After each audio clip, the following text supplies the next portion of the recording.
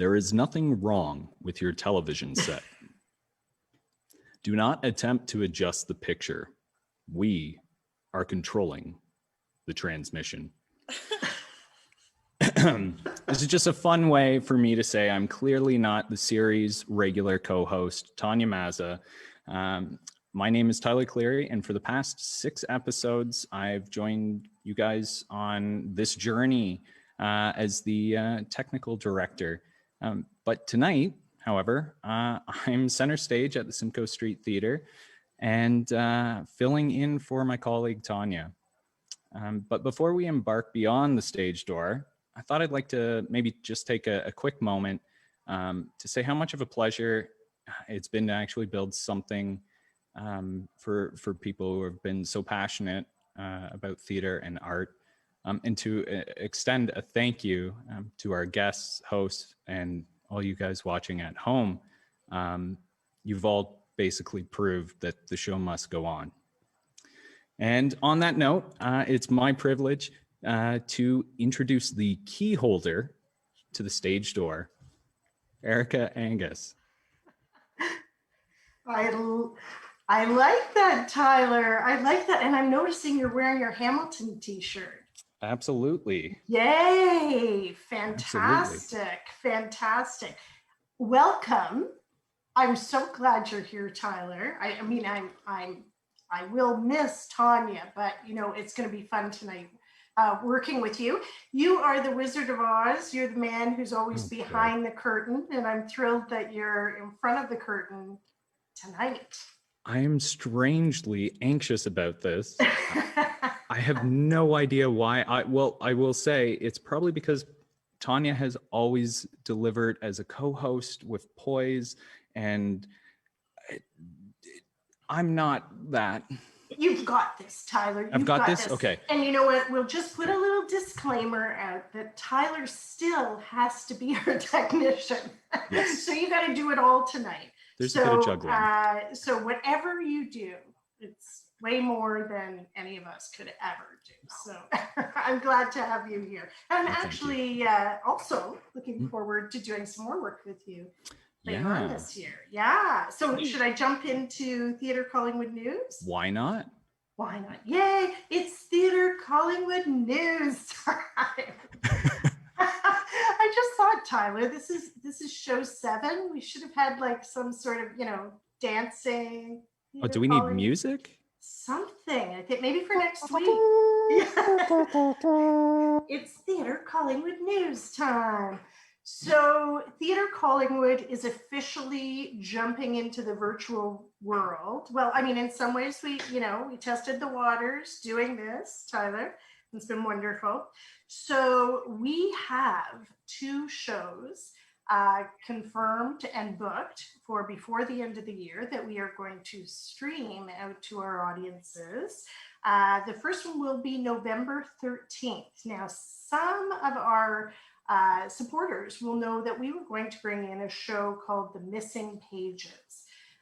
That's a wonderful little production by Tom Allen, CBC Radio's Tom Allen. And Tom writes these beautiful pieces of work that tell historic stories, and he also puts classical music to it. So The Missing Pages, Tyler, is such an interesting story because did you know that Canada has a claim to fame that we had a composer who met Beethoven? Wow. Yeah, and that was Theodore Moult. And Theodore Moult trekked over to meet Beethoven when Beethoven had become deaf, which we know that he did lose his hearing, but he was still able to compose and feel the beat of the music and that sort of thing. So Theodore Moult went to meet him. And at that time, what would happen was people would write in Beethoven's journal to ask him questions or have their conversation with him. And these journals are actually in the Canadian Archives, Historical Archives. And the day that Theodore Moult went to meet him, there's a lovely conversation that goes on that day. And then the next 3 or 4 pages are violently ripped out of the journal. Dramatic. Yes. And so what Tom has done is he has written a story about what could have caused Beethoven to want to rip those pages out of that journal when that Canadian composer met with him.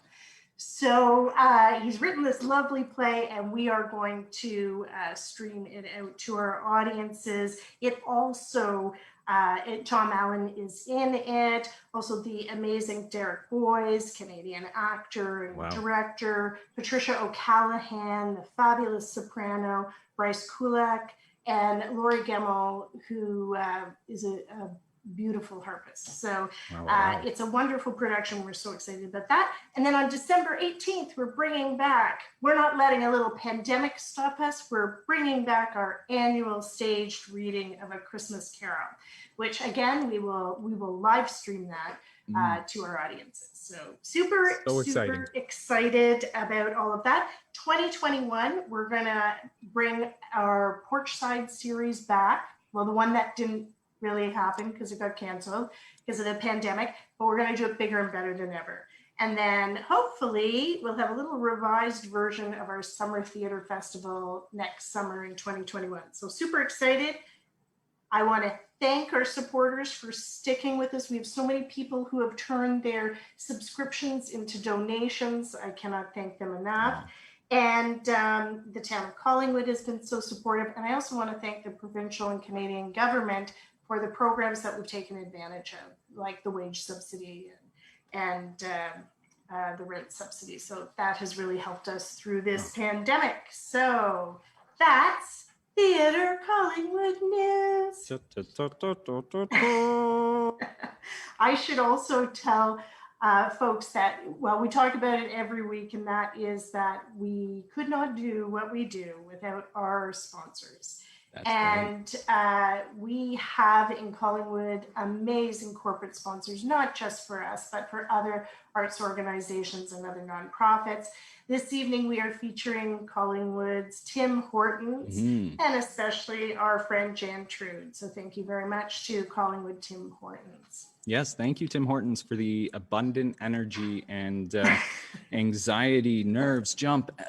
It's just go time, and I wouldn't have it without the absolutely black coffee. Exactly.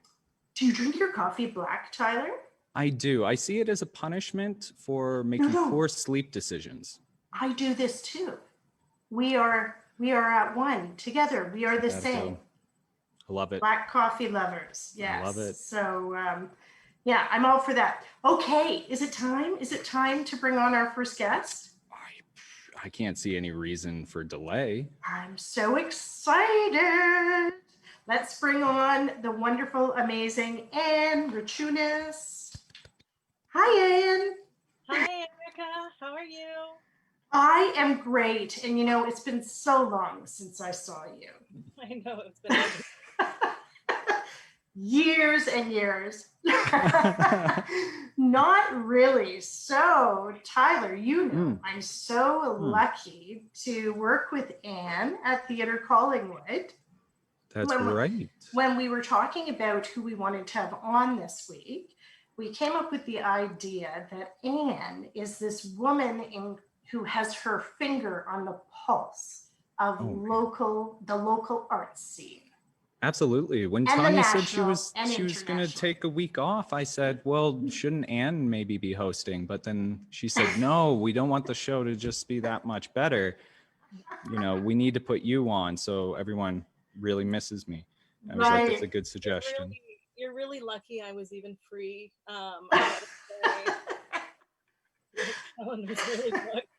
So for those who don't know Anne, I can't imagine anyone doesn't know Anne, but Anne is the box office manager at Theatre Collingwood. So I have the luck of being able to work with Anne each day and on many projects, and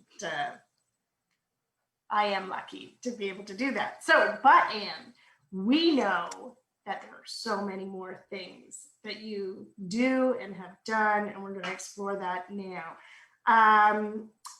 Let's see, we have some interesting photos, I think, and maybe, there's Anne as our box office receptionist. And actually, Tyler, I'd like to call this section the many styles of Anne's hair. Oh my, yes.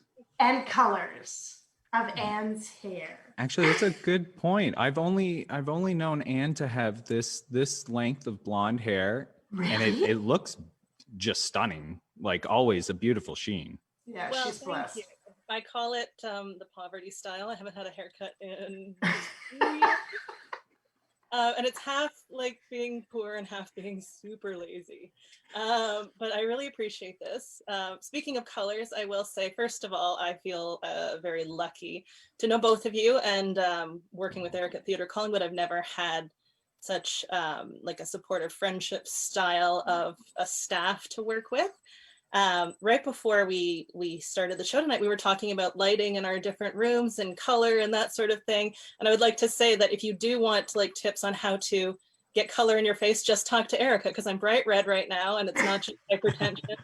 But thank you for all of the kind words. And yeah, that's how I'll start off, by saying I am very much the lucky one, and thank you for having me. Oh, well, that's very kind. And Anne, I think you have amazing genetics. That's just it. You don't have to have makeup. You've got the color, you've got the great hair, but we have seen many different styles, and we're going to see them tonight too. So, and one of the things that I love about working with Anne is that she's willing to do just about anything I ask. And that includes dressing up as an elf or other various creatures throughout the year. We just love doing the Collingwood Santa Claus Parade, and there we are, mother and daughter. The interesting thing, here's a little trivia about Anne and Erica. Ooh. Well, the day after Anne was born, I got married. Oh my. Is that a coincidence? I don't know. It's something she throws in my face every 12th of October. I think it was a cosmic joke. And yes, the segue will be happy anniversary, Erica and Blaine. 35 years just passed. Oh, thank you. Thank you. Yeah. So, okay. So Anne is with Theatre Collingwood.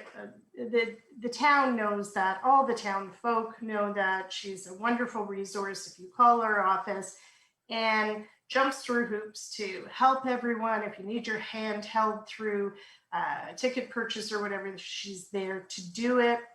And we always like to say that we know whichever venue we're working in, we know all the seats, we know where they are, and Anne is always the one who makes sure that everybody gets the seat they want or need for whatever reason. So it's amazing. Plus, she keeps our office running. But way back when, Anne, there was a time when you maybe were a little wilder and crazier.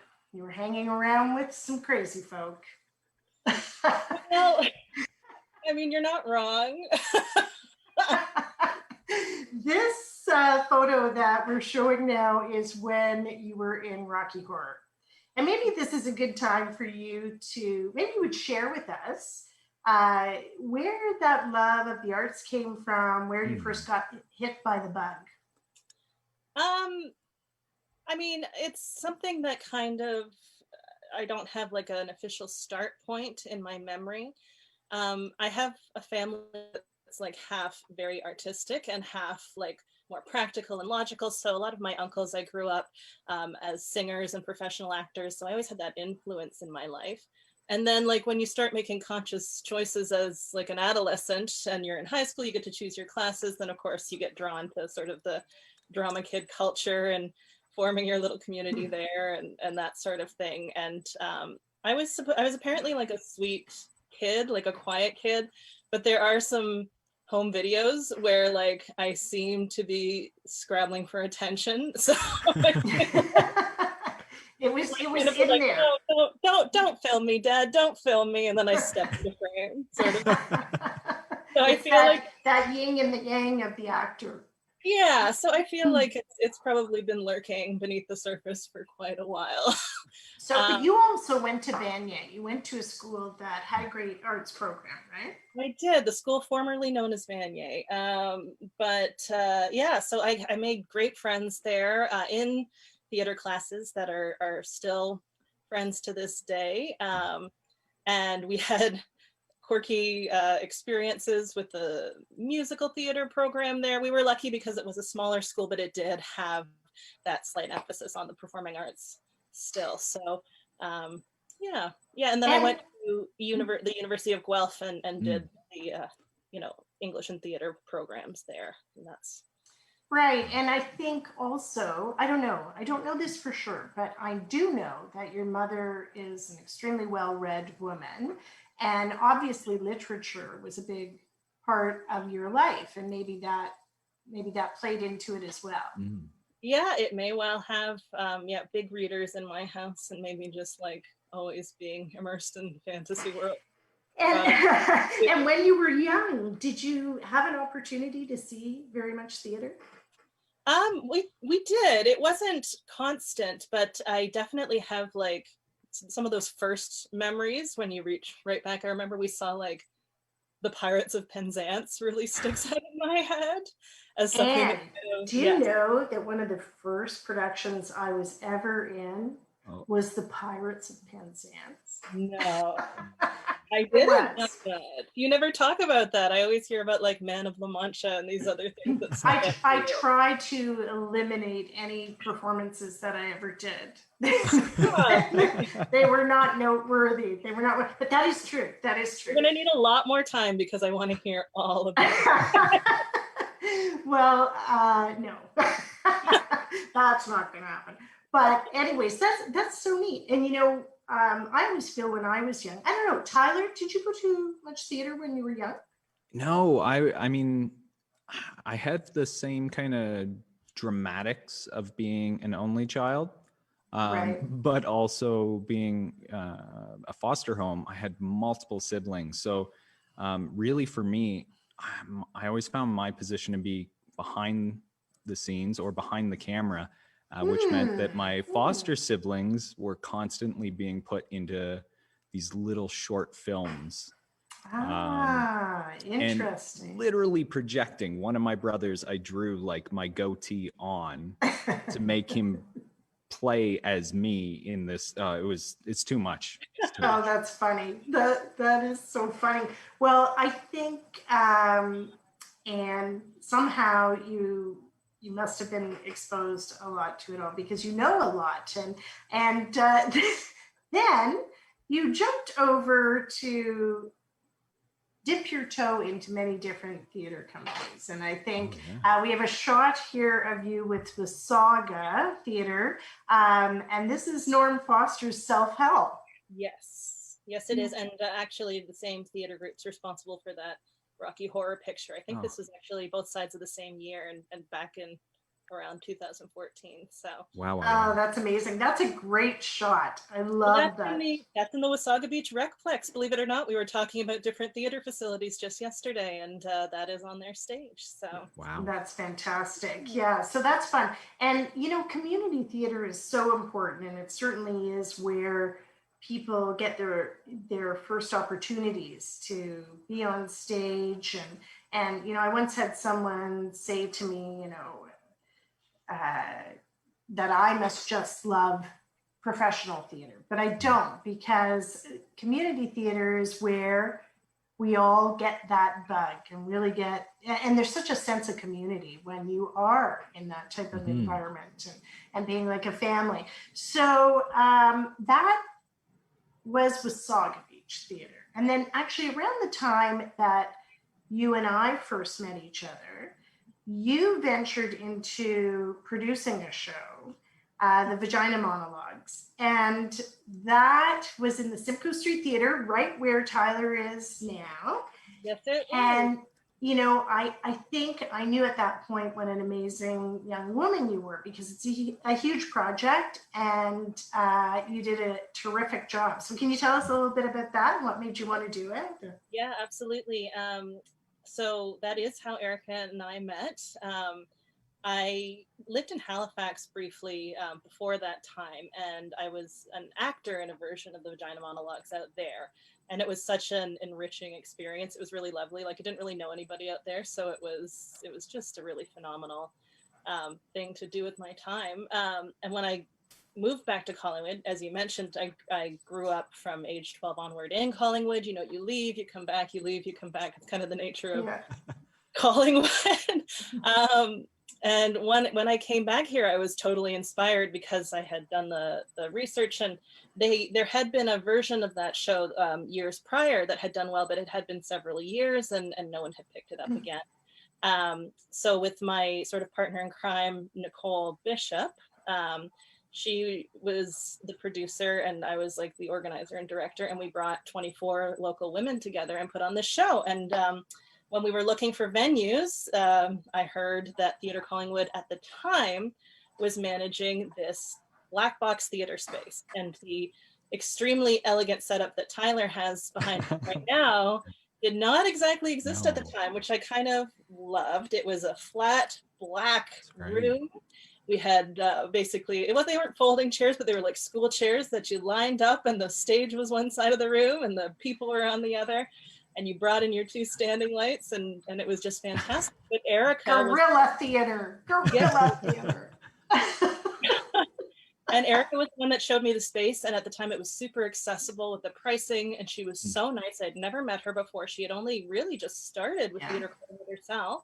But I had a bit of a history with Theatre Collingwood because I was their summer student in 2007, so 7 years before that. So I got to kind of get talking with her about that sort of thing. Wow.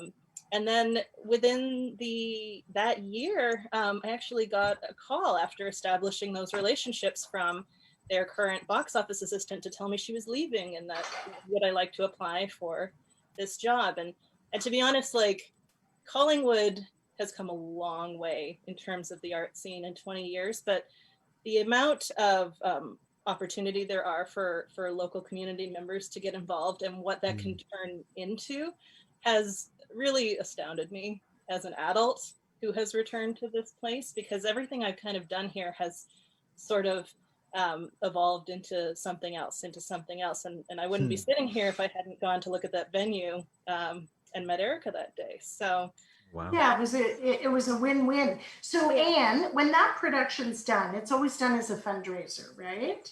Yeah. Yes. So that was for the women's shelter, I think, or that was for my friend's house. It's a very special show because just the production of it is a little bit different. You don't pay royalties to produce it, but you are required. It's deliberately designed to fundraise for your local community, and then a portion of it goes back to the greater organization that supports women's issues. So yeah, it's amazing. It was an amazing production. So, okay, so then we'll go on to another thing that Anne did, well, I think and we that's also choir. have a hairstyle too, another hairstyle. Yes, I have to look at this closely. Which color was this one? Purple, wasn't it? Purple. This was midlife crisis time. I think I did my job interview for Erica with hair like this now, and then when I showed up for work, I had hair like that. So the funny thing was, I was kind of the referee between women who are part of Anne's life. Like, for instance, her mother would be like, "What color is that hair going to be this week?" And then Catherine, our dear friend Catherine Hike, would be like, "I love it. She's so artistic." It was fantastic. It was a real highlight. So this is with which choir? So that is the Sound Investment Choir. I was really only with them for a season, but I got to meet all sorts of community people through that group, including, the Goditises, who you work with on Case, and et cetera, et cetera. And it was a really fun, warm, welcoming group. That's amazing. And again, another arts, a type of art form that is prevalent in Collingwood and the area, which is so great. And then you got involved with, and I may not have all the orders right, but Gaslight. And Gaslight Productions, we had Laurie May on the show one night. Gaslight does their tour, but they also did a full-length production of Marion Bridge, of which 3 women star in it, one of which was Anne Raciunas. So that was an interesting production for you, and a great production. I really enjoyed seeing it. Well, thanks. Yes. Gaslight's pretty special, and Erica and I actually, I think, got involved in Gaslight in the same year as directors as part of the tour. what I really love about Gaslight is you can kind of show up as one of maybe 30 actors just on a random whim to audition. And if you stick with them, there's so many opportunities to do every possible job or be mentored by people who have been doing it, be taught, and eventually do the teaching. So Gaslight is very special. It definitely, you get way more out of it than you even put in. And through the years, Erica has directed more of their plays than I have, but I partially directed Marion Bridge and I was in it. I've directed a few of the tour plays. Page to Stage, which will be coming back, has been another project I've worked on. My mother's been my stage manager, and you brought the family in. I'm waiting till you bring your incredibly talented brother, who is a cinematographer. It's true. You know, my brother, he gets roped into a lot of stuff. So he took those Rocky Horror pictures for me, which wasn't awkward at all.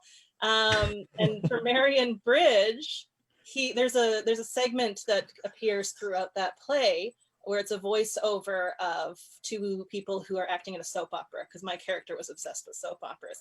So I roped John into being a voiceover version of that with my friend Nicole Bishop, who produced the Vagina Monologues with me. Everybody's there. And you know, and I have to tell you, I'm noticing we're flying by our time. It goes by too fast. And I could talk to Anne for, well, I was going to say I could talk to Anne for days and days. I actually do. But anyways, I want to get through these other photos. We have the next one. We have to put a disclaimer. Don't be afraid. Don't be afraid. Don't be afraid. Anne was fine, right? It's not real. So this was really interesting because you were an actor for the hospital for trauma training. Just a regular Tuesday, you know. No, that came through Theatre Collingwood. Everything's always connected. I think we got an email, a call for volunteers one day, and you can get put on this list. And they do trauma training exercises for the med students every once in a while.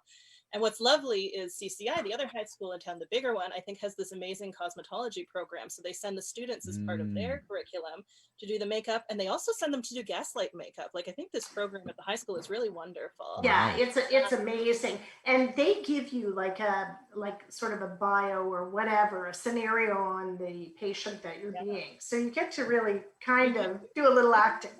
They also stick you in a gurney in like the basement of the hospital. It's like a horror movie, like the light is flickering, and then you're just lying there pretending to be dead. It's terrifying. I really get to method act throughout this whole thing. I think that's amazing. And then there is something that you don't do yourself, but you have a passion for, and I couldn't leave it out of this. And this is the incredible art form of drag queens. Yes, I have an appreciation for that. I can see you've done a deep dive into the Facebook area. Oh, yes, I have. Yes. But yes, and green hair. Let's note the green hair. So yes, that's all around the same era. Definitely wish it was something that I could confidently do myself, but I just appreciate from afar. Yes. Yeah, and again, incredible makeup and conviction to what they're doing. So I thought that was an amazing picture. And Anne, I wanted to, one thing that you do every year, which I admire so much because I'm a big giant baby and I have to have millions of people around me all the time, is you do tend to have a little trip on your own or an adventure, sometimes maybe with one friend. And of course, the Balloon Festival was a really amazing thing that you did. Yeah, that actually was not a trip on my own. You've shown a couple of pictures of her already, but my oldest friend, Jen Belanger, and I went for our 30th birthdays to the Albuquerque Hot Air Balloon Festival. Oh, wow. So that's what that is from. And that was just, I could go on for days about how incredible that was. You go through the fields there as the balloons are kind of coming up around you, and incredible experience. Right, most of the time I'm a total hermit and angry, like, well, no, you're not a hermit, you just appreciate that time on your own that you have. And selfish narcissism, or you could call it like flight fancy free spirit, whatever you want to frame it as. Absolutely. So then we're going to go to more of your Gaslight productions, and these two shots, they're hilarious, but they're also really intriguing, and it started us into another little project that we did, and that was through Gaslight. I realized what an incredible Foley artist. You actually have this natural ability. And so you would do the sound effects for your productions with Gaslight. And So I wouldn't call it a natural ability. It's actually like crazy stupid to attempt this stuff, because it's surprising to how difficult it is to find a specific sound when you're kind of just grasping at straws. But I have this thing especially when I'm directing Gaslight plays, where I feel like you really need a hook. Like you need a visual hook or something that's just a little bit special that is going to catch the audience's attention. It's actually kind of basic. It's like, it's the one thing I do when I'm directing something. So for the first play that I did, which was Remembering Mary in the Anglican Church, it was about a shipwreck. And I was the director, but I decided that like we have to have a ship crash in this church. So like we better get some horribly jarring sounds. And I spent a couple months like hauling ladders into the church and scraping rakes against them as screeches. That one picture where I'm blowing, I feel like it needs context. It's a balloon over a paper towel holder, and that is horn where if you stretch the rubber a certain way, it was going to, it makes this like deafening horn sound. So I actually, it's really fun to try and come up with that sort of thing, and it's really, really frustrating. That ladder, like I swear to God, I dragged it out of my backyard the day before the show was supposed to go on because I could not find something that was like a really loud screech. It's hard to find a screech, guys. So well, you could nowadays, you can go online and find sounds, but this is so much more interesting. And it brought us to when we did our first production, a staged reading of A Christmas Carol, and we put you in the role of the Foley artist, and you did an amazing job. So we're going to do it again this year. All right, so then I want to quickly show you also were involved with Theatre Georgian Bay. We do have a picture of you as You Like It. So you've done acting for Theatre Georgian Bay, and you're part of that cooperative, which puts on Shakespeare productions outdoors at the amphitheater in the summertime in Collingwood. It's amazing. And we'll just jump one more time to when you were in Gaslight. Here's Anne as a nurse. Here's another hairstyle for Anne with her nursing cap. It's the only time I've acted in Gaslight, actually, and that was just last year for their that was in the Equestrian Center. But I mean, it all speaks to, like, in Theatre Georgian Bay, it's the same thing. It all speaks to what I was saying before, is that started off with that little shepherd picture as a volunteer actor, kind of walking in off the street, which developed into them asking me to become a full collective member last year. And honest to God, you could not find a group of harder working or nicer people. It's amazing. With Gaslight Pictures, the same thing. It's kind of the more you do, the more opportunities arise. So yeah. And before we have to say goodbye to you, we just want to highlight one thing. Now, there is a very special list, Tyler. I don't know if you're on this list, but you might want to be. So once a year, and well, many people give Christmas cards, right? Many people give Christmas cards out. Anne does not just give Christmas cards out. Anne plans her Christmas card. There is a theme. There's a production value to it. Her poor brother has to come up from Toronto. There's filming. And it always involves her cat. So,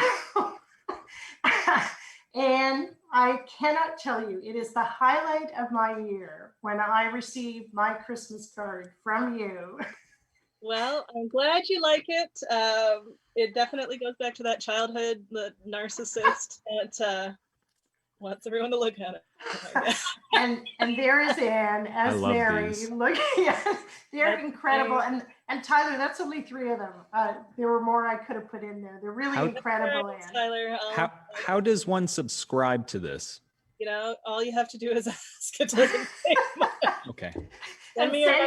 Send your address. You have to send your address. And thank you so much for visiting with us tonight. I wish we could have had 3 hours with you because I have so much I could speak about you. You're an amazing part of this community. Thank you so much for having me. I feel completely overwhelmed. I think that we should do this every week. I feel great about myself right now. Yay! But also, I'm so excited for your next guest, and please give them my best. And thank you so much, Tyler and Erica. Fantastic hosting job tonight. Yay! Thank you. Thank you. Thank you. Now- See you tomorrow. Before we invite our next guest on, I'm going to have to do a bit of camera juggling. Very Yes. sorry for folks watching at home. As Erica said at the top, I'm doing double duty, which actually means my computer is doing way more duty. And I got to say duty a couple of times. So I'm going to actually just kind of put us in this bit of a limbo state, and then we'll be right back. In a second. Oh my goodness. I'm sorry. I threw you up on the screen again. Let me put us in there.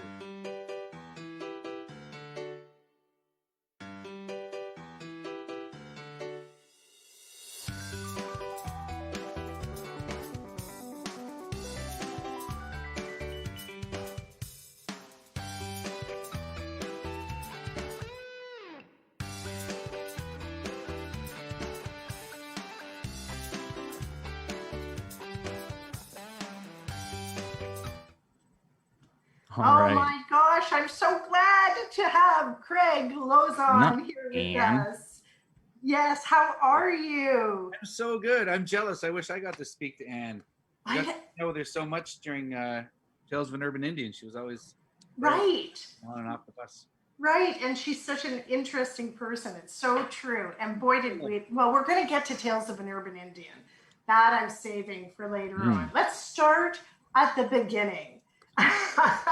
Actually, I would jump right into your new show, but I'm going to make myself not do that. Okay, in the beginning, Craig was born in Ottawa. So, Craig, your family's from Ottawa. You were born and raised in Ottawa. Yeah. My mother is actually a British immigrant, and my father is a native man from Quebec. And I always say I am Canada, except they were able to separate. Yeah, that's right. And Ojibwe descent. Yeah. My dad is Ojibwe from the Quebec side. And I grew up with my mom. She was a teacher in Ottawa, and she has a lot of fans. She was one of those teachers that all the kids loved. She was really strict, but they loved her. Amazing. And those teachers have such an effect on our lives. I was just actually thinking about that the other day, about, teachers who played huge, important roles in my life. We're in Quebec. I just have to ask you, because I have a little relationship with Quebec. Oh, just in Gatineau, like on the other side of the. So my husband's from Shawville. Whoa. I grew up working on a farm in Queon. Okay, yeah. And so in Shawville, when people grow up, they quite often have to move to Ottawa to get a job. And so his brothers all live in Ottawa. So I feel like I know where you've been hanging out. Yeah, or they move to Luskville if they have a nice car. Yeah. That's right. So how did you get the acting bug? Well, we were talking about teachers, and I don't know if anybody knows. Oh, what a handsome man. Wait a minute. I just have to say about this picture. Okay, I'm a little older than you, but I honestly might have to put this up in my office. It's a little smoldery. That's Denise. Very handsome. Yeah, it's Denise Grant did my last headshot so good. That was beautiful. I trimmed my beard for that. Yeah. But we were talking about teachers earlier. My mother was a teacher, and so teachers have had a huge influence in my life throughout my entire life. But getting into acting, when I was in lower grades, like grade 8, grade 9, we had I went to Immaculata High School in Ottawa, and Jeff Cantor was the drama teacher when I first got there, and he did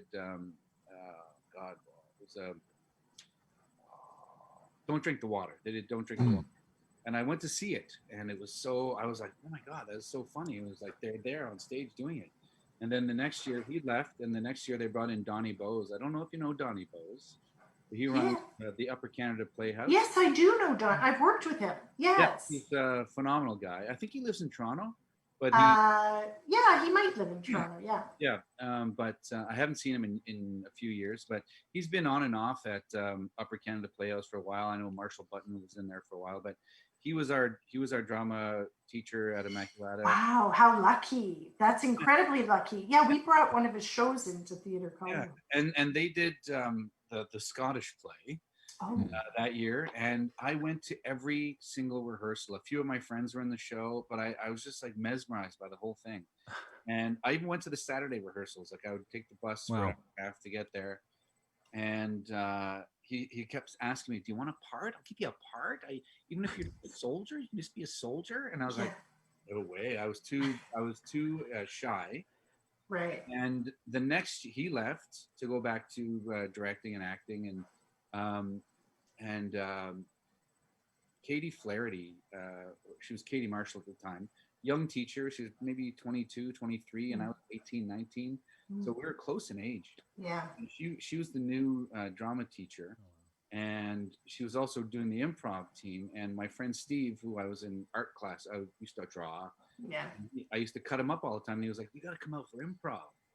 And I was like, "What is improv?" And he improv was. I was Oh like, my gosh. "Nuts." Thank you, Steve. I was like, I could never do that. And he talked me into it. And then even then it was like just the six of us on stage goofing around and Katie giving us instructions. But then that first time I walked out on stage and had an audience reaction, I don't even think it was a laugh. It was just knowing that they were reacting to what we were doing. I was like, oh my God. And then that year we did Les Mis. That's what that picture is. We were rehearsing Les Miserables. Yeah. I played Jean Valjean. She cast me as Jean Valjean. And the year before, I had a smaller part. We did it's not Jesus Christ Superstar. It's Hair. no Godspell. Godspell. Yeah. There we go. Godspell. And I played Judas, and Steve was Jesus, the guy that talked me into it. And then the following year, she cast me as the lead, and that's my friend Dave Luangio, who's living back in Ottawa now, out in Stittsville. And that's Ariane Reed. She lives in Toronto now, and she was an operatic singer. She's a great talent as well. And that was it. I was hooked. Katie Flaherty made me fall in love with acting, and that was it. I was hooked. That is amazing. I love stories about great teachers. You know, sometimes everything. I was playing hockey and football, and I was in band. Like I played music, and I had no interest after that. I just wanted to act. Wow. That's amazing. So then what brought you to Toronto, and then, you know, eventually, of course, as we know, in Royal Canadian Air Force? Yeah. So that year that summer I did a show at the Ottawa Little Theatre. I don't know if you've ever seen shows. You were talking about community theater before. That is like the cream of the crop. They have actually Dave, who was in that last photo, his mother was the costume mistress at the NAC, I think, and then she also volunteered and did that same job at the OLT. Wow. She got all this great stuff, and I did Enter Laughing, which was a Joseph Stein comedy, and I had the smallest part. My friend Alistair, who was in the I met him on the show, Alistair Vogan, who's now living in Dubai teaching English. Wow. A great writer. He's written a book. But we became fast friends, and we played Don Baxter and Don Darwin, who are two. I don't know if you know the play at all, but they have like 3 lines each. But we stole the show every time we went on stage. People howled. We had all these little bits worked out with the two of us, and then he moved to Toronto for a number of reasons, but to be an actor as well. And I came. I stayed with. I lived on his couch for a little while, and that was in the summer of '91. And a quick 13 years later, I got my big break on Air Force. Overnight success, as they say. You stayed with it. Yeah. Attrition is a big. When people say the secret, how do you make it? And a lot of times, it's just outlasting the other people. Yeah, absolutely. And so, when you were in Toronto in those years, what sort of jobs were paying the bills? Well, did you do the waiting on tables? I did a little bit. I worked at a place called The Pilot, which is an amazing. It made me fall in love with jazz. It was a jazz club. It still exists. It's on Cumberland. It's in the that area called. I can't remember. But anyway, it's a great little jazz club, and they have great food. And I was like a waiter there and a food runner early on, and a bar back and a bartender. Yeah. And but then I worked at the head office for Pizza. Oh, you did. Yes. Yeah. And it almost broke me. Oh. I almost had a nervous breakdown because I was working there nonstop, and they closed at 3 o'clock in the morning. So I was Geez. taking orders and taking complaints from people at 3 o'clock in the morning. My pizza's not here, man. It's free. And like 7 minutes ago. Oh! Oh my gosh. You know, it's those jobs that really, I think, develop character in people. Yes. And I'm going to tell you about what my job was. That was like one of those jobs. Right. So I was a telephone solicitor for the Globe and Mail newspaper. Okay. So I would have to call people and ask them if they would take the Globe and Mail newspaper. And in those days, we would get paid per subscription that we sold. And it was really hard. I was young and people would scream at you and get off my phone. I hate the paper. It was terrible. It was terrible. That's like being a customer service agent at Pizza. Almost worse than at nighttime when they were drunk was working in the afternoons when the office manager or the nurse that was put in charge of ordering the pizza lunch for everybody would call and order 100 pizzas, and you're like, okay, that's going to be an hour and a half. And they're like, no, it's 30 minutes for free. And I was like, not for that pizzas. And then they would lose it because they're under stress because the guy's yelling at them because he just asked them to order pizza for everybody and wants it in 10 minutes. Yeah. Yeah, those jobs are the worst. It's crazy. And you know, in the days that I was working at the Globe and Mail was when everybody still smoked in the offices. So not only was it a rotten job, but you were like in this cloud of smoke. When I played football, one of our big fundraisers was always a bingo. And same thing. You have all these young athletes setting up the bingo hall and doing all, bringing people cards. And you're walking in a cloud of smoke that about started right about here. Yeah. And it was just rising above them, and you're walking through it. It's like, yeah, that's great for the football team. So, but that, all of these are character building, and you certainly have become the master of characters, that's for sure. And when I was looking at, some of the things that you've done, they're so diverse, like in high school doing Les Mis, and then Orlando and Shakespeare, and then Where the Blood Mixes, and then The Drawer Boy, like really quite a diverse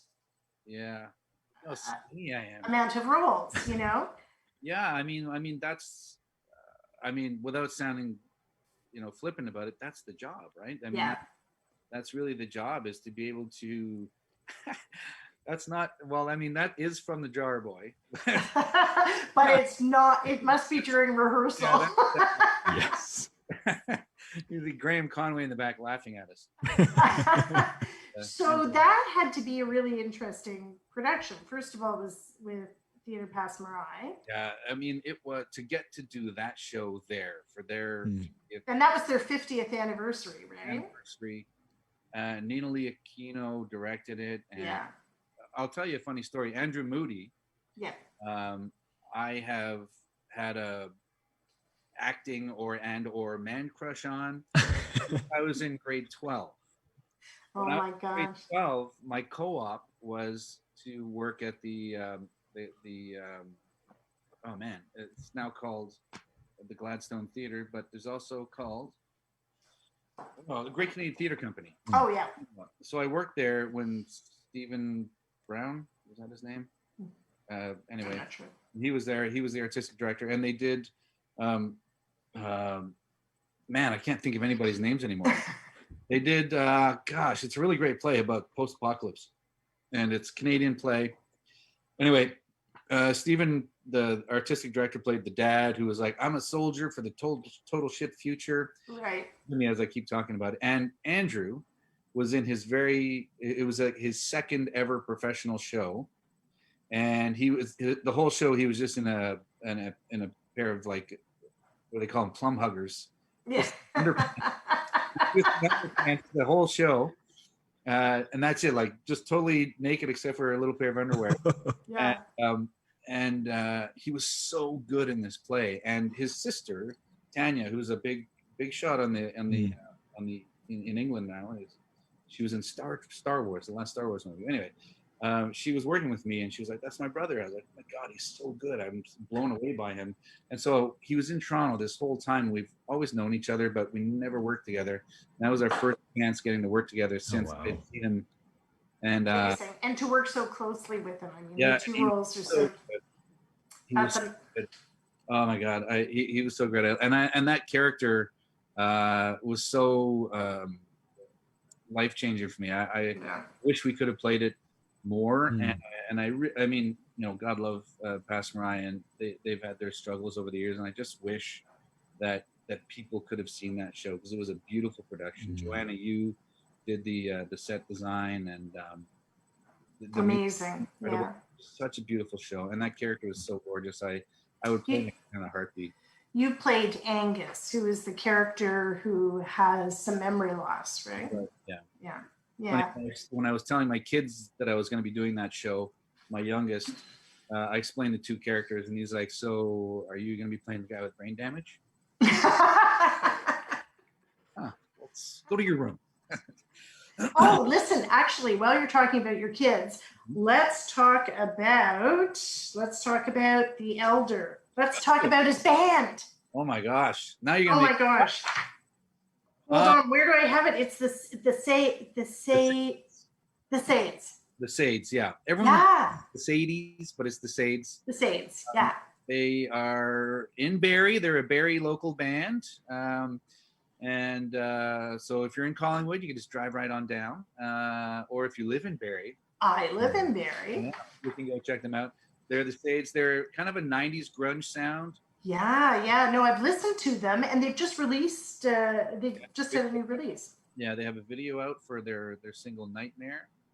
And they just got a deal. They're going to record a few songs with Bob Ezrin, who he produced Destroyer. That's amazing. From a little band called Pink Floyd. Like they're really excited. They're such a, I mean, they're kids. Yeah, and you're the proud dad. Oh God, he's going to be 19 in the end of the month, and the drummer is like 17. It's incredible. I can't. Yeah. It's incredible. Yeah. That I have listened to them when I saw that they had their new video, and they are really super talented. And we had both my sons had bands, and my oldest son was the drummer. So they always rehearse in the drummer's house. Sure. So the high school years were very loud in my house. Yeah. And they were what we called a screamo band. Ah. So it was interesting. Well, Callan, the singer, can do some of those screaming songs too, but they're kind of like a 90s sounding grunge. They're really influenced by Soundgarden and Stone Temple Pilots, Silverchair, that kind of stuff. Yeah, it's amazing. It's amazing. So there's all sorts of creative talent happening in your family. Yeah. Okay, so I want to go back to 2002. You jump into as a guest performance with Canadian Air Farce, and then 2004 you're there as a regular. But the characters that you have portrayed are just incredible, and so I think we have a picture. Oh my gosh! Wow, those are. I have to just tell you that Tyler won't be able to talk right now because this is like his favorite thing in the world. I am quite honest to God. This will forever be how I remember. And I did not have to look hard to find a photo that matched. I was blown away by the hundreds of results of just Stephen Harper with his hands always. Yeah. It was, it was crazy. You're blushing through your filter. Yeah. I am. I'm sorry. I was honestly. Who's the highlight for him? You've done Justin Trudeau's character, George Strompolopoulos, Boris Johnson. Yeah, there he is. Okay, so someone told me who knows him that before he ever goes out to speak in public, he does this. Yeah, sure. He does this. Like it's part of how he wants people. This is meant. But Yeah. why? Well, it's just I think he wants people to notice him. Okay. Yeah. You could just be a good politician, I think. That could work. what are you, nuts? That had to be fun, doing all those characters. Yeah, he was. I mean, yeah, there's some that are more fun than others. I mean, it was initially so with Stephen, like that picture of Stephen Harper, that was the first publicity still we ever took with him, and so you can see how brown his hair is, Yes. because it Yeah. quickly changed gray, like as all politicians. Yeah. Yes. But like that was the very first publicity shot we ever took as him. But the first time I ever played him, he was still in the Alliance Party. Oh And, my gosh. and there was very little footage of him or knowledge about him. Everyone Sure. just he's really stiff. He's like a robot. And so I just tried to find whatever I could. And the first few times I did him, it was like Robbie the Robot. I was like, oh, yeah. Greetings, people of Earth. And then it became more C-3PO-ish. I think it really landed when we did a Wizard of Oz parody, and I played him as the Tin Man. Yes. That was fantastic, and thank you so much for all of that, because it was Oh, man. so much fun to watch and to enjoy as a Canadian. I want to just touch on, well, you know, I may be an Erica in your life, but there's really a number one Erica in your life, and that's your wife and the charity work that the two of you have done. I know that you were involved with the fight to end cancer. So All that stuff right there in my boxing gloves. amazing. The fight to end cancer, it's done by two incredible people, Virgil Barrow and Jen Huggins, and they are at Kingsway Boxing, which is at Etobicoke. Oh yeah. And they've been doing it. I think they had to skip it this year because of COVID, but it would have been the 8th year, I think. Wow. And it's a boxing event that they put on. It's basically corporate boxing, so you learn. It's all non. I mean, I boxed a little bit when I was a little kid, but I was never like a amateur or anything. Right. And so they teach you how to box for this event, basically. Like they don't want anybody getting knocked out. They want it to be fun for everybody, and so they really try and match you up with a person of, same age, same obviously same weight, but same skill set. Like if someone's really uncoordinated, they're not going to put them with somebody who's coordinated, because that would be. And they for 6 months you train how to box. Wow. And, Wow. Oh, it's intense, and you're there 4 or 5 days a week, and probably more if you're, doing it on your own as well. And you are really fighting, like you're punching each other in the face. And Eric, I was supposed to do it the first year, and I got a gig that I couldn't get out of or get around. I can't remember what show it was now. It might have been, no, I can't remember.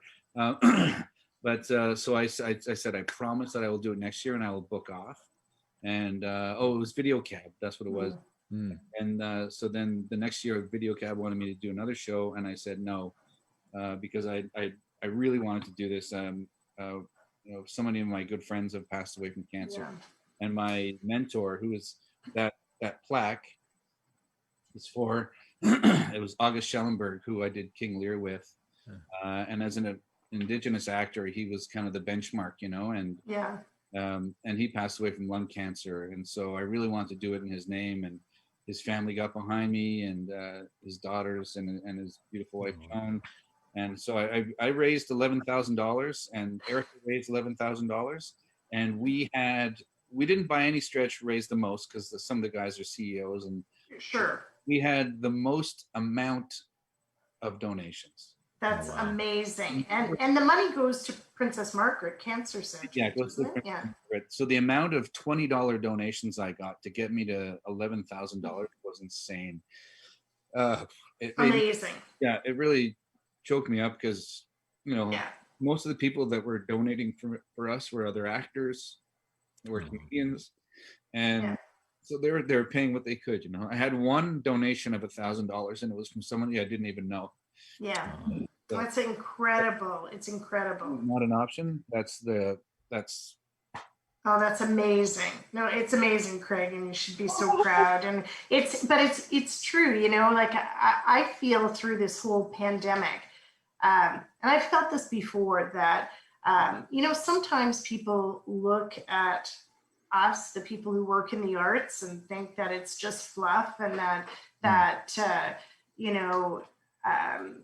I feel like people in the arts, you give $1 and we will stretch it to be $100. We work with every penny so carefully, and we work with our heart and soul. And I really, really feel, not to lecture, but I feel that it's the arts that's really made us be able to survive this pandemic. The people who are on TV entertaining us, or online, or on the radio, it's the artists. it's the first thing that not to point any fingers, but it's the first thing the conservative governments always want to cut. Yeah. In this time, it's the first thing that people turn to. Yeah, exactly. Absolutely. I feel so strongly about that. And it doesn't surprise me that artists would reach out to you when you were doing something like that and do what they could to help. So thank you for doing that. Now, I have to talk quickly about Tales of an Urban Indian, because of course that's where I got to meet you in person. And the first time I saw that show, you actually were not in it. It was in Barrie. I know. Arcady had done, I think, the first production of it, and it's such an amazing show. And I knew that I kept bugging him to do it again. And then he said, "Oh, but we've got to get Craig in because he's the best. He's the best." Mm-hmm. And you started doing Tales of an Urban Indian. And it took on a life of its own, because not just in Barrie, but Collingwood and Ottawa and Australia. To Australia. I mean, we also went to Halifax. We went to Vancouver. We went all over Canada, and then we went to Australia for the Iramboy Festival, which is a Indigenous arts festival. Mm. And that had to be incredible for you to experience. It was kind of like Nuit Blanche, the way it takes over the whole city, but it was all Indigenous art and artists and projects, from theater to music to visual art, installations. It was incredible. Amazing. The amount of scope, and it was literally there's Melbourne is a big place, and it was it wasn't just downtown. It was all over Melbourne. It was insane. Incredible. And the bus ride was probably about a half a block because the traffic was so bad. Oh. So for anyone who doesn't know about the way this was produced, it was actually done on a bus, on a city bus. And, Craig was the one performer. It's a one-man show, and would go up and down the bus and tell the story of this one individual growing up. And people sat on the bus. But I have to tell you, Craig, for me, when I first saw that show and how I fell in love with it, was that, I really enjoyed the whole performance. And then the actor got off at the last bus stop. And I just wanted to get out of that door and run down the street and give the applause. So, what happens is you, as the actor, do not experience what most performers do, where at the end of your show, the audience applauds, or they give a standing ovation and applaud, and you get that feeling from them that they loved what you did. In this particular play, you walk off the bus at the last stop, and then that's the end of the play. You don't get that from them. Like, it's such a giving Oh my God. performer. It's so generous of you as an actor. It's kind of tough. I mean, you know, the play wasn't written to be performed that way. It was written to be done in a theater. And in some ways, I would still love to do it in a theater someday. And there's some things that for me as an actor, as a performer, don't work on a bus. But there are some aspects of it that the bus becomes another character. Oh my. And it becomes like the idea of the city becoming the set. You know, when I'm talking about school, we're at a school. When I'm talking about the church, I'm at this church. When I'm talking about this rich white person's house, we're at their house. And like, that aspect of it is incredible. And just the metaphoric, you know, we're on a journey together. You're on Simon's journey with him. All of that is so great. And that moment of robbing the audience of that, like, not robbing the audience, but there's some kind of poetic justice about this guy going through this whole journey, telling you his whole thing, and then for him it's just another day. He gets off the bus and walks away. It took me a couple of performances where I like, that kind of sucked. I wish I could be on there to get that. But then I was like, no, that's how it has to end. And I can't imagine how to recreate that in a theater. Yeah, as an audience member, and I've seen it many, many times now, it is so impactful that when that happens, when you've been on this journey with Simon, and then all of a sudden he's gone. It was incredible, and you were outstanding in that. So thank you so much for that as well. It was amazing. It doubles down the impact of it, because you don't get to just acknowledge it as a performance. It's like, oh, that was so great. It's like, it seems more real for some reason. You know, he just gets off and walks away. It's like if you were on the streetcar or on the bus somewhere, and there's just some guy on the bus ranting about stuff, and then he gets off. Exactly. So it was amazing. Okay, we are coming to the end, so I finally get to talk about it. Trickster! Woo! Oh my gosh. Oh. First of all, I cannot wait till 9:00 tonight. Oh, yes. Because episode 1 leaves you wanting to know so much more. Oh, yeah. It is so good. This show just gets so much more. To speak in the vernacular of the children of today, it gets so much more. And then it's such a beautiful. I mean, the books are incredible, and then just the whole team that put it together. Michelle is such a great writer and a great director, and just adapting Eden Robinson's books. I've known Michelle Latimer for 20-something years. Really? And to get to do this with her, she's another light-skinned Native person. And I almost auditioned for this show. She sent me a message saying, I didn't see your name in the breakdown. And I was like, I've kind of told my agent I don't want to audition for Native parts on television and film anymore, because I never booked them, because I don't read Native enough for film and television. I mean, even without a beard. Yeah. And she's like, dude, that's, I don't know. She's like, that's bullshit. Yeah. My show. I want to show the rainbow of brown that we are, because she's a proud Algonquin from around the same area that I'm from, And she's like, I want to show that we don't all look like, and this is no offense to him, but we don't all look like Adam Beach, or look like, we have different, we're all mixed and we're all different. So I want to show that. And I was like, okay. And I had 3 auditions for Phil, and they kept bringing me back, and they kept crying every time. We had one scene in particular that I did, and they would cry. And I was like, well, that feels pretty good. Yeah, for sure. It's a funny scene. Well, and Phil is, this sad character who's, I can't wait to learn more about Phil, but, he's kind of the deadbeat. Yeah, tonight's episode is when everyone's going to be like, oh, Phil. Oh, no. Oh, I can't wait. It's going to be okay. Oh. I have to ask you about the young man. Joel, Jared. Joel. He is... I can't believe he's 18 and playing with the maturity that he does, and that he's right out of high school. Like, Yeah, he got it when he was 17.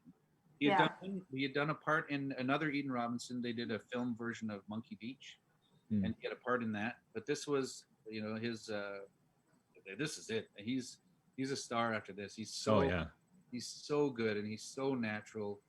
And, yeah, it's pretty incredible. And he's so willing to learn, and he knows that he doesn't know anything right now as an actor. He's just like, so Kalani, who plays Wade, the trickster, and I, and like Crystal Lightning, everyone's just been, and Michelle Latimer was an actor first and foremost, and so she's just been so great with him.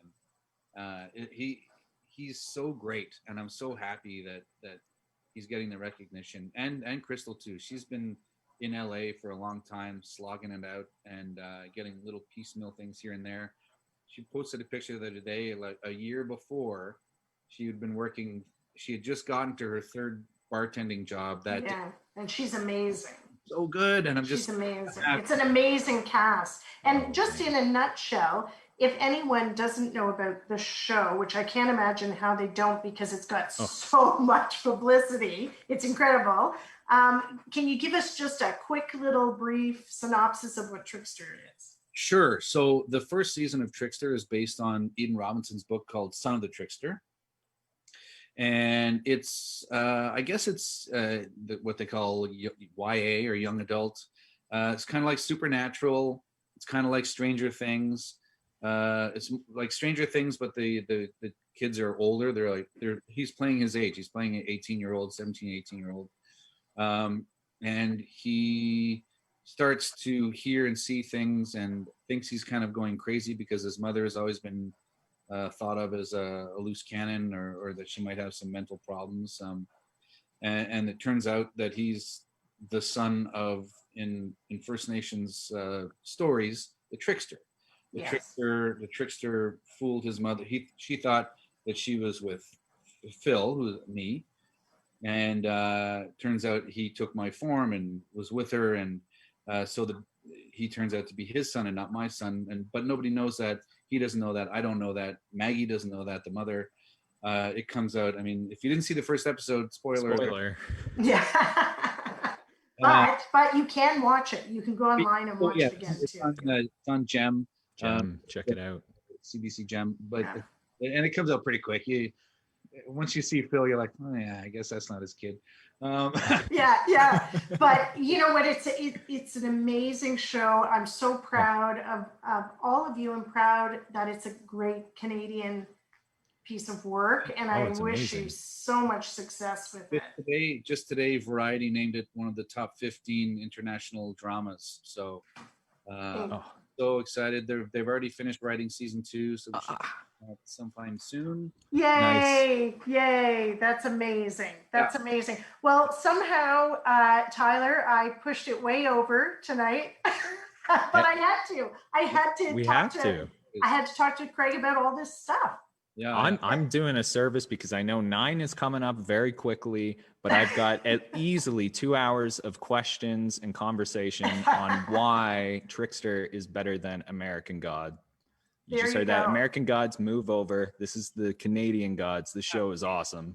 So fantastic. So fantastic. So Craig, thank you so much for visiting with us here tonight, taking time out of your busy life. I appreciate it so much. I love you. I love Theatre Collingwood.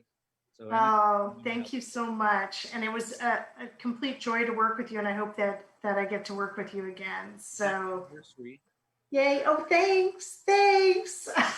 Right. Well, Tyler, I can't believe that we've come to the end of this week 7. I can't believe it. Yeah. I want to just give a little tidbit for our next show. Little heads up. I'm trying to think of the date. October 28th. We're going to have Scott Hurst on board with us that evening. Scott is an actor, director. He was involved with Andrew Prashad's show One Step at a Time that we brought into Collingwood. A dear friend. I'm really looking forward to speaking with him. He's worked all over Canada. And also our local guest will be the Poet Laureate. So I'm very excited about that as well. And I think Tanya will be back, and I'll be once again wearing my phantom mask and behind the curtain.